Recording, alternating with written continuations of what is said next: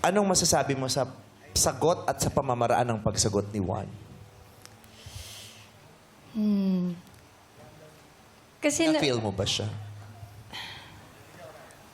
kasi hindi personally, based on experience, hindi lahat ng breadwinners ay open or vulnerable na kayang umiyak sa ibang tao, ganun. Kasi ganun yung mom ko. Yeah. Oh, iyak ako. Parang lalabas. It's okay, be vulnerable. Charot lang. Charot lang. Yung mom mo, parang lagi siyang kailangan malakas, kaya hindi siya laging umiiyak. Yeah. Yay! Grabe po yung DJ. Solid. Lola ko yan, nagpapiano siya. Pag ganitong oras, nagpapiano na siya. Huwag mo kina-question. Oo. Nanghihina siya pag di siya nakapagpiano. Ayaan mo lang magpiano yung lola.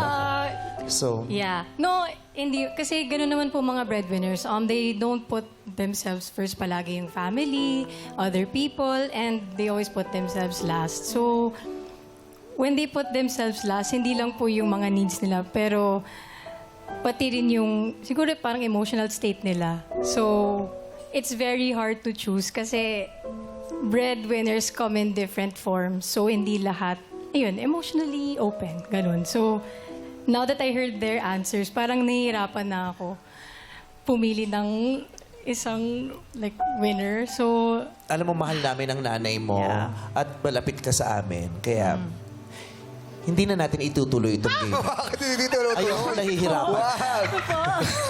Ayoko nahihirapan ka. O, kaibigan namin kayong dalawa magkapatid tsaka malapit sa amin si Carmina. Kaya wag na natin ituloy. Ayoko na nahihirapan yung bisita. Kailangan. Dahil ikaw na mag-decide for her. Ikaw na ang pumili. Maghati-hati na lang kayo dun sa... Okay. Pero mahirap talaga. Actually, magmula nung nag-launch kami na isang linggo nang nakakalipas, hanggang ngayon, isa pa lang ang nakakatama. Everyday ito, Yes. Oo, Si mahirap isa pa talaga. Kasi sabi mo nga, hindi mo naman talaga ma-judge ng ganun kadali ang tao. Yes. Iba-iba sila ng forma. Wala siyang specific na forma. Diba? Iba-iba siya. Kaya, pagalingan na lang din talagang swertihan. Pero, pero kung papipiliin ka isa, sino? based on this, siguro po si number 2 Sa sagot. sa sagot. Sa number 2. Ngayon.